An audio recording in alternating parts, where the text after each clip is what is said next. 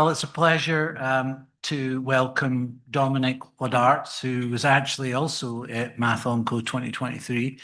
And Dominik has been doing all sorts of interesting modeling, not just on cancer, but he is going to talk, I think, more focused on cancer, but the idea of the role of space and structure. And so I asked him to sort of give more of a didactic lecture, so I'm very much looking forward to it. So let's welcome Dominik.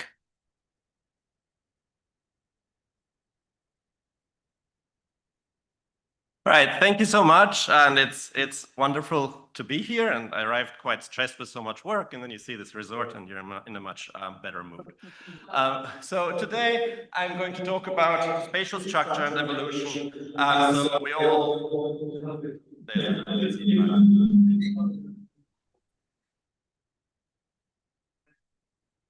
that okay? This is better. Yeah.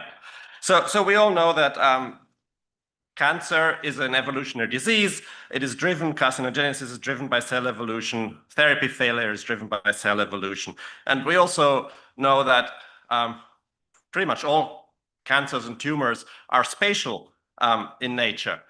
So what is important is to understand how do cells evolve in spatially structured populations. And hopefully by the end of this lecture, you'll be with a message that interesting things happen in spatial settings that don't happen in non-spatial settings.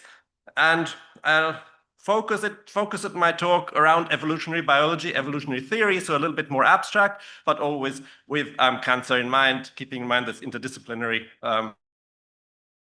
theme that Sandy was talking about. So I'm going to start off talking about spatial structures of tumors, summarizing some computational modeling approaches to capture space and evolution. And then I'm going to go over some select papers, randomly selected papers that deal with cancer evolution in space. And I'm going to go back into a simpler setting and look at evolutionary principles, evolutionary theory in spatial populations. But before going to space, I want to mention models in mixed populations and ordinary differential equations. And differential equations have been widely used in cancer modeling, and there's a lot of good things that have come out of it, lots of interesting insights, but they do assume perfectly mixed cell populations, which explains why Sandy is looking at these ODEs very suspiciously. So with that in mind, so I'm going to come back to sort of ODEs and comparing things to mixed populations, but I'll be talking mostly about space. And here's why.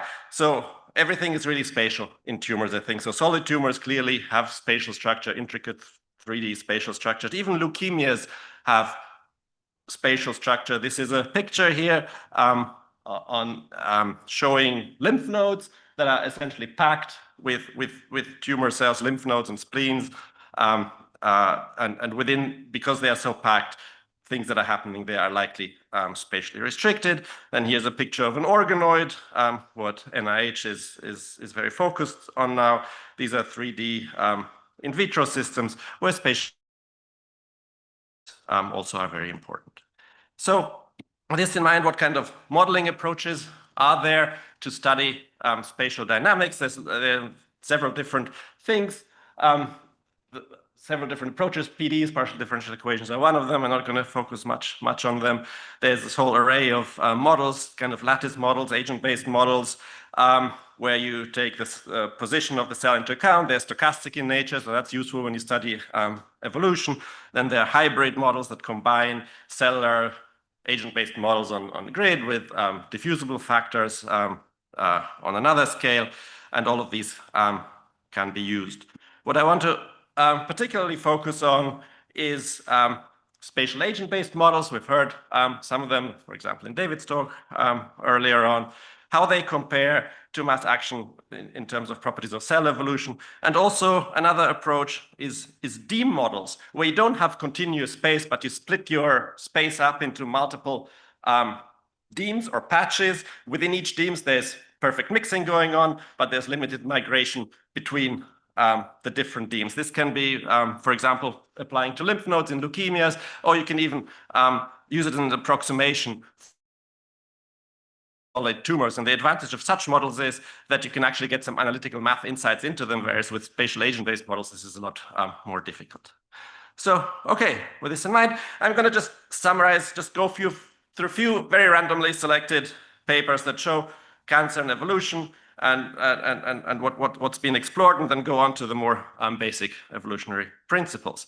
So the first is a paper from Rob Noble, and that was a fun paper because it showed how different spatial structures in a tumor can lead to different evolutionary patterns, different patterns of diversity, genetic diversity, different evolutionary dynamics going on. So non-spatial was their background, and then they have different spatial structures that apply to various tumors, such as gland fission, adenomas, invasive glandular, such as breast cancer, boundary growth, such as hepatocellular carcinoma. And the message there was that spatial structure alone can really change evolutionary dynamics independent of the properties of the underlying cells that are there. And that's a very important message of how this relates to different types of cancers. This also brings up the fact that you have these different evolutionary patterns going on. If you sample a tumor, want to understand what kind of clonal diversity is in that tumor, what do you have to do in order to capture that, given that spatially structured growth can give rise to specific patterns. This is a paper from Arne Trausen's group, where they used a lattice model to look at evolution and diversification of a tumor in 2D, as you can see here. And then they asked what is the best sampling strategies to employ in order to capture most of the tumor clones, which depends on the relative dominance of the most abundant clone. And they worked out spatial patterning, spatial sampling patterns that works, that gives you the best overview of a tumor. It's important practical implications of those spatial dynamics.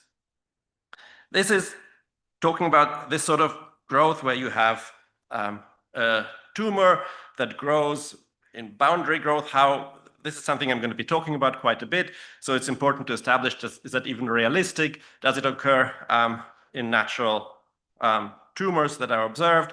And this was addressed in this study here by Alison Federer's lab and phylogenetic methods to try to deduce where all the most of the cell division is happening in a tumor. And they applied this to hepatocellular carcinoma, and they found that in hepatocellular carcinoma, a lot of the divisions are happening on the surface, on the outside of this expanding, spatially expanding population, which gives some credible evidence to these assumptions of the model that we use when we use this boundary growth to study cell expansion and evolution. It shows you that this is realistic, and this is actually observed in cancers. And I'm going to be talking quite a bit about this sort of boundary-driven growth and how evolution works in boundary-driven growth and what is different compared to if you don't assume spatial interactions. Here's a paper from the Moffitt folks with adaptive therapy that highlights the importance of this spatial structure and this boundary growth, where they looked at adaptive therapy versus continuous treatment.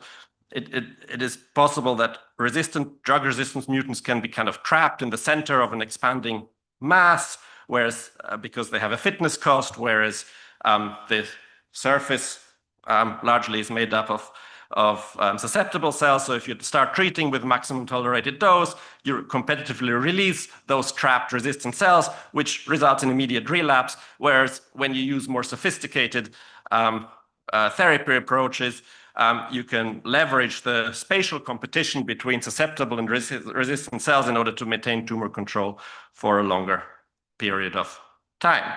So these are some examples of where spatial structure is clearly important for interpreting data, for understanding treatment outcomes in carcinogenesis and cancer therapy.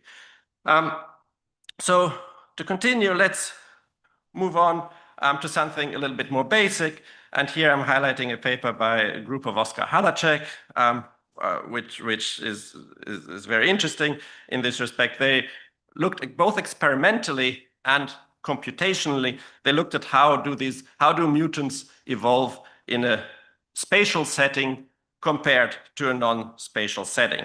And they used bacteria and yeast for their experiments, and they made an agent-based model to match with it. And they showed that these mutants grow like sectors or slices. If they're neutral or advantageous, you'll see them as sectors growing at the surface of this expanding blob. If they're disadvantageous, they could become sort of bubbles that are enclosed by wild-type cells, which are here in purple. So the yellow is in mutant. The yellow is the mutant.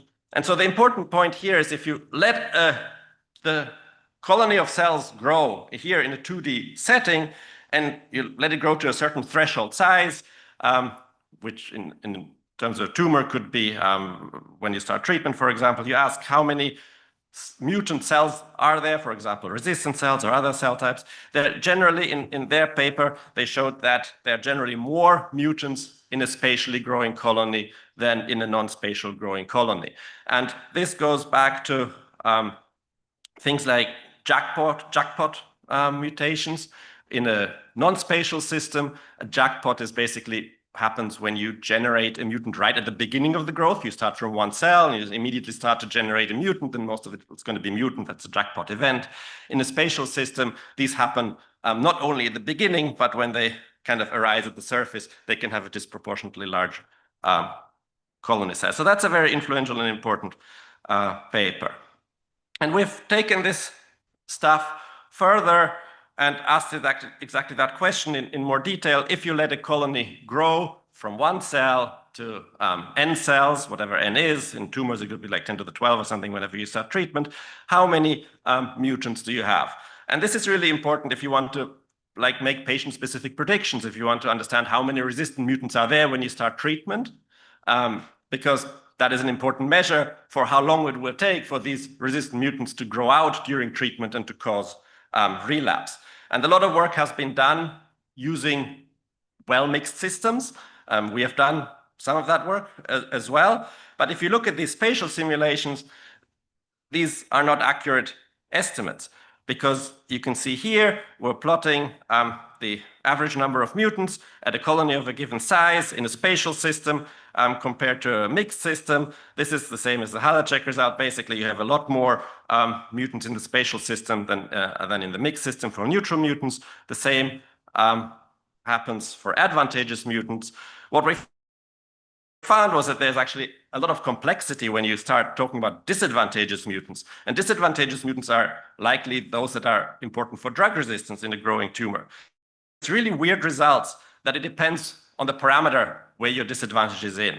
So if your disadvantage is in death, so your mutant cell, for a resistant cell, for example, dies more often than the wild type, then you actually see the opposite result compared to that reported in Halacheck, in that the mutants at a given threshold size are less in a spatial growing colony compared to a non-spatial colony. However, if the disadvantage is in birth, you see the opposite, and you have more in space compared to a mixed system. So there's a significant amount of complexity here, which I think is really important to get the thorough understanding of in order to be able to make more accurate predictions about what is the mutant burden in a growing tumor.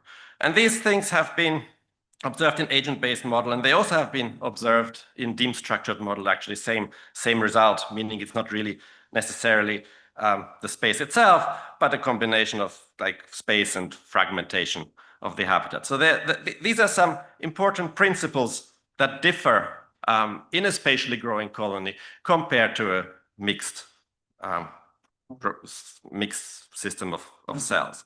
And so why do you have why do you have these differences? Is the reason is because the growth laws of the mutants are different in a spatial compared to non-spatial systems. So here you have exponential growth, you have a wild type, and you have a mutant. And here you have a 2D spatial growth where you also have a wild type, and the mutant gains with respect to the wild type. So it's a fundamentally different growth law that underlies the mutant in space. And so we generalized these things, and with mathematically derived growth laws for neutral and advantageous mutants. for one-hit mutants, two-hit mutants, up to n-hit mutants, however many mutants a cell might accumulate, for example, during multistage carcinogenesis. And we did it in 1D, 2D, and 3D spatial settings. And this defines those laws, help us understand how mutants grow in and how that differs from non-space. And for these multiple n-hit mutants, for example, here you have 3. We assume that a cell can accumulate 3 hits. You can assume that all these mutational hits can be neutral with one another, or you can have advantage on the first mutant, then they're neutral, or all of them stepwise give you an advantage. And we have growth laws for all of these. And why is that important? Tumors are large cell populations. They grow up to 10 to the 12, 10 to the 13 cells. When you want to know what is the likelihood of a certain mutant being there and what is the average number of mutants in the population, if you use an agent-based model to go all the way up to 10 to the 12 to 10 to the 13 cells to explicitly simulate the spatial dynamics, you'll be in trouble because the simulation will be so slow you'll never get there. If you have these scaling laws that we derived, you can run the agent-based model for a little bit and then use the scaling laws to extrapolate and predict what is the mutant number, high number of cells, which is the physiologically relevant number of cells. And just to illustrate that, we've applied this approach using these scaling laws to study the role of gene amplifications in a tumor cell population. So this is a collaboration with somebody at Penn State, a bioengineer, Justin Pritchard, and he grows those cells. And the idea was, when you start off with a cell and that it has one copy of a given gene, for example, then you can mutate that copy and you can make a target mutant that you're interested in. That target mutant can be a drug-resistant mutation, for instance, or any other target mutant that you're worried about. Another pathway of evolution is the cell can undergo gene duplications or gene amplifications. And the amplifications themselves can modulate things like drug susceptibility and so on. But another thing that they can do is they provide more mutational targets. So it becomes a faster evolving cell because you've got multiple copies of the same gene. Your essential mutation rate goes up, and then you go from the multi-copy cell to acquire the target mutation. So the question is, which pathway is faster? Is it going from here directed to here? This is a slow mutation rate. Or is it going to here, which is an extra step, but then a faster mutation rate? Okay. And similar arguments can be made for genetic instability, for example. And we did this starting with a cell that has a single copy of a gene, and then expand them out in space, and the different types start popping up, as shown here. And then we asked, how much does this pathway contribute going through gene amplifications? And this is the same picture here. Basically, you start off this wild type. You can either go with the rate mu to the target mutation, or first you can go with the rate p to the amplified phenotype, and then with an elevated mutation rate to the target mutation. And this plots these trajectories, both in the context of an agent-based model that simulates it and then use the scaling laws to go beyond. This is the wild type, the blue up here. The yellow is the mutant that has been directly generated by the wild type, and the green is the mutant that has been generated through the gene amplification. And you can see that the pathway through gene amplification seems to become more and more important as the population grows to larger and larger sizes. And when it's a really large size, then the gene amplification matters. So we asked down here, what is the relative contribution of this path, this indirect pathway, evolution through amplification rather than direct evolution? What is the relative given different dimensionalities and spatial structures of the system?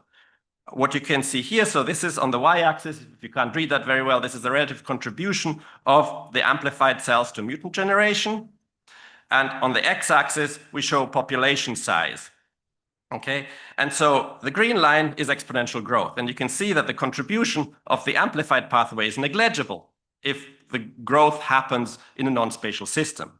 If it happens in a 2D spatial system, as the population size becomes big, this indirect pathway becomes more important than the direct pathway. and the amplifications become really a driver of the evolution. In a 3D, it's somewhere in between. You still get the result that in 3D space, as the population size grows, this indirect pathway through the amplification becomes more and more important and becomes the dominant driver of evolution. So the conclusion here is that spatial structure really matters. Without spatial structures, these amplifications would not be drivers of evolution, but with spatial structures, the amplifications are drivers of evolution. And we've done similar things, doing instead of amplification, having something like MMR deficiency emerging in the tumor, which gives you an elevated mutation rate. So that points to the fact that space is really, really important.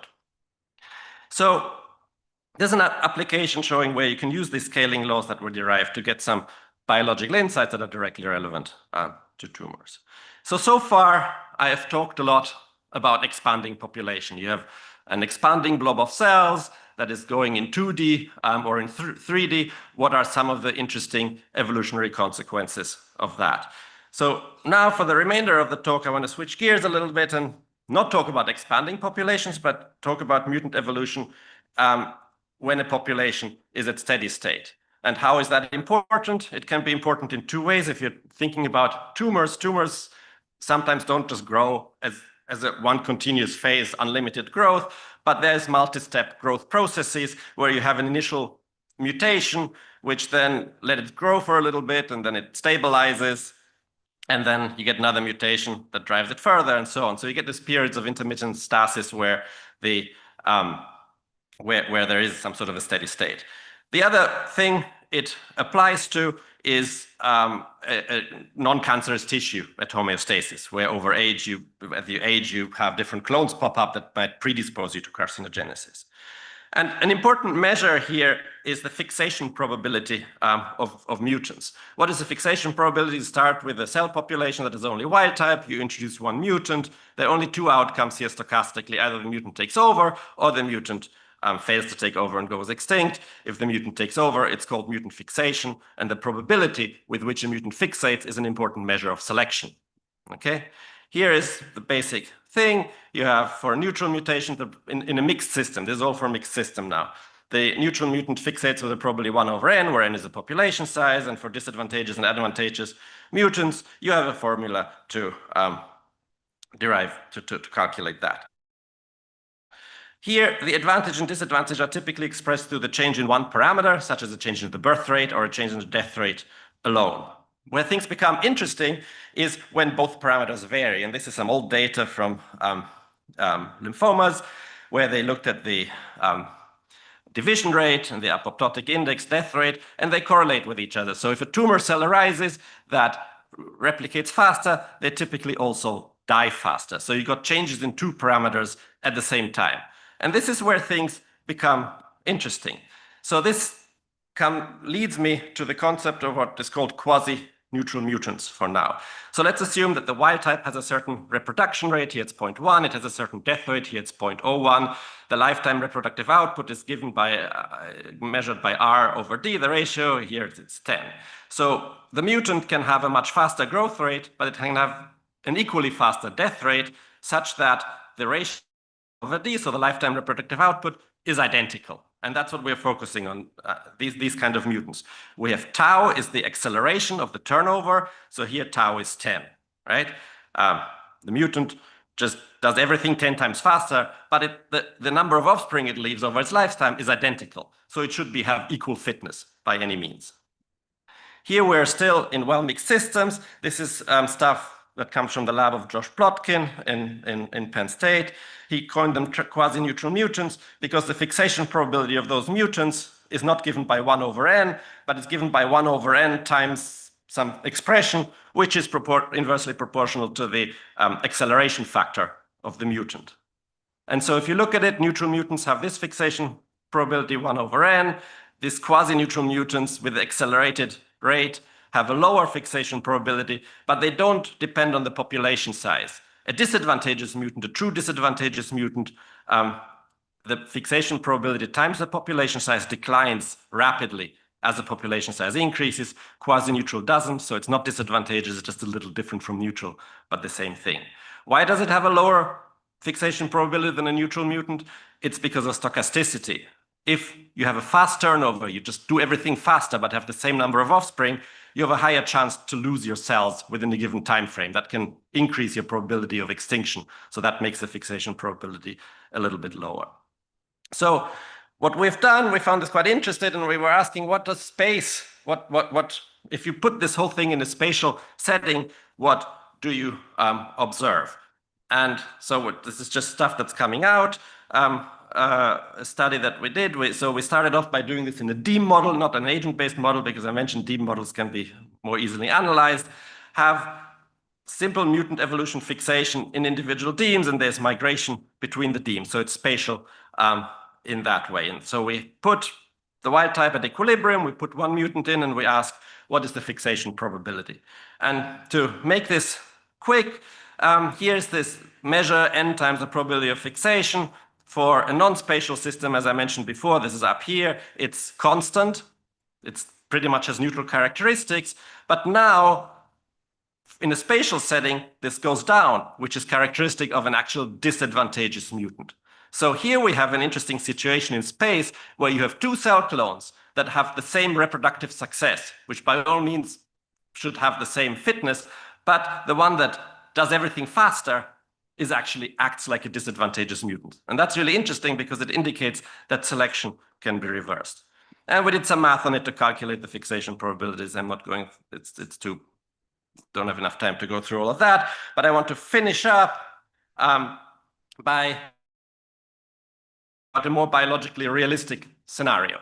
So far, I talked to you about these quasi-neutral mutants. They have the same amount of offspring per lifetime, same reproductive success, but one turns over faster than the other. Okay. Here we change it a little bit. We include a selection coefficient, 1 plus S, for the mutants, and let's assume it's in the reproduction rate, that 1 plus S.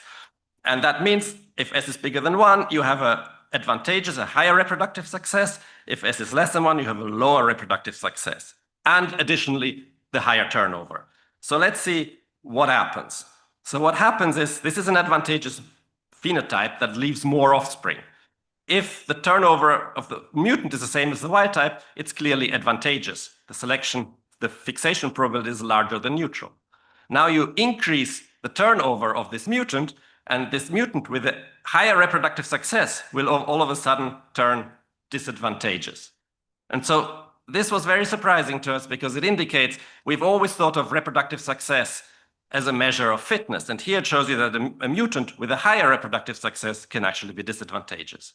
Similarly, a mutant that has a lower reproductive success than the wild type, if it is the same turnover as the wild type, is disadvantageous as expected. But if you reduce the turnover, you make everything go slower, for example, in quiescent cells, something like this, it can actually become an advantageous mutant. Its fixation probability goes that above the neutral level. And I'm going to finish off with some time series simulations that show this. So here you have a mutant with a lower reproductive success than the wild type. And here we don't do fixation probabilities anymore, but we just assume that the wild type replicates and it generates mutants as it goes along. And as expected, for something with a lower reproductive success, the mutant in green sits at a selection mutation balance.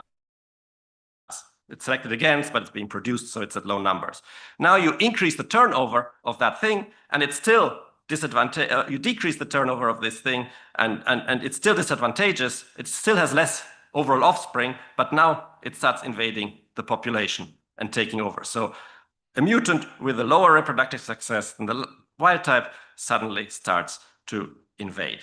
And here's the opposite scenario. You take a mutant with a higher reproductive success than the wild type. If its turnover is exactly the same as the wild type, mutant will invade.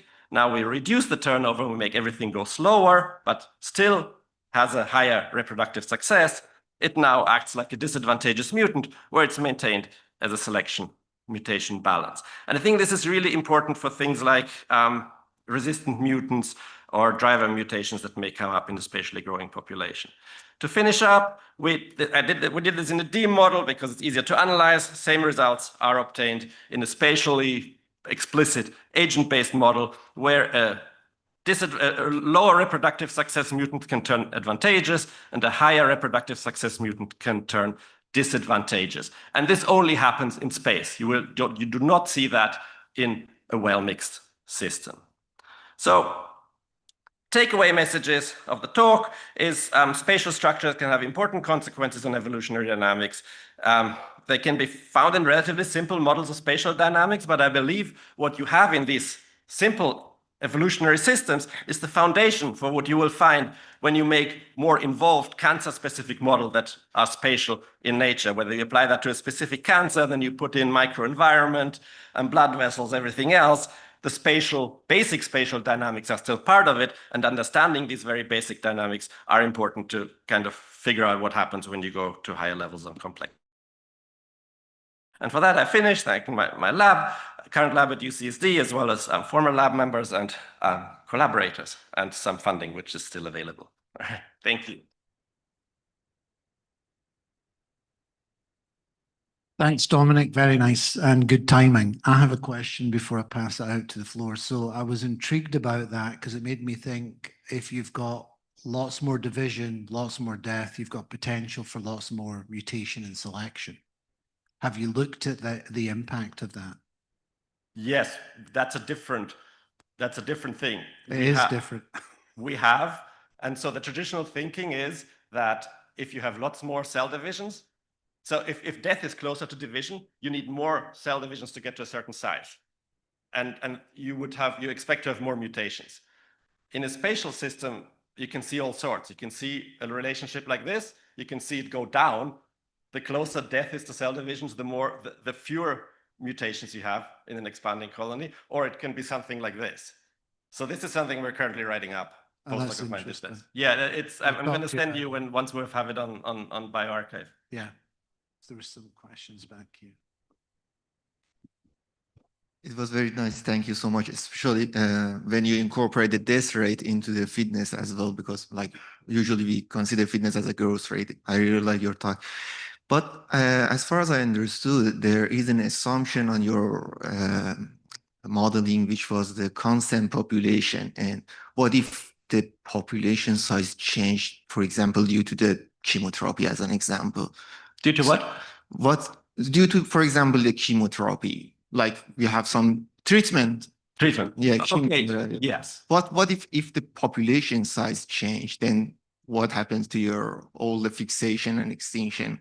Yeah, well, if population size change, so if a population grows, you don't really talk much about fixation because you talk rather than the average number of mutants. That's what I did first in the beginning. When you apply treatment, the population shrinks. And the way I think about it is what is important for treatment is what exists there before treatment. Because when you start treating, you inhibit the divisions, you accelerate the death, or unless you do kind of DNA altering treatments, that likely to get mutations during that downturn is maybe less. But that's an interesting thing. You go through bottlenecks. So that's a different area which has to be investigated separately. So the fixation probabilities as such don't apply. Hi, thanks for the excellent talk. So in your modeling, did you like explicitly model, say, resources or anything like that into the growth rates, like the reproduction rates, anything like that? No, we assume that a mutant or a wild type have certain reproduction rates that are set. The reason I ask is because well-mixed models, such as like ODE models, if you put resources in and then you vary the resource level, like if say you have a fixed supply rate, you can have these like quasi-neutral mutants be slightly positively selected and they'll fix if you have like a high resource level. But if you bring it down low and you have like a boom bust environment, you can see a similar effect to what you actually showed here, where they're positively selected for in one environment, but in the like long-term environment over many cycles, they'll be negatively selected for because they can't come back, they can't like last over the bust period. So it seems like there's something kind of going on here with like explore versus exploit and some kind of balancing selection with these like higher turnover mutants. And I was just wondering if you had like a thought on that kind of like framing. Yeah, that's a very good and interesting point. So you bring up boom and bust, and it doesn't really have to be. I mean, there's consumer resource model, but you can also just assume that the carrying capacity or goes up or something. And in this case, something that turns over faster will be better because it can grow faster. It can outrun the thing. So it's going to be different compared to equilibrium. And this is a really fascinating thing because a mutant that has a higher turnover is faster. If you let it grow unbounded, it's going to be faster. It's going to look like it grows faster and it's advantageous. But when you go to equilibrium, it becomes disadvantageous. So there's all this stuff going on, interplay, and that's very important. Yeah, and we've looked at this a little bit. Yeah, I can talk to you Okay, about it. lots of more questions I see on the floor, but I want us to be able to have a little bit of time to enjoy the beach. So we're going to move on and thank Dominik again for a very nice presentation.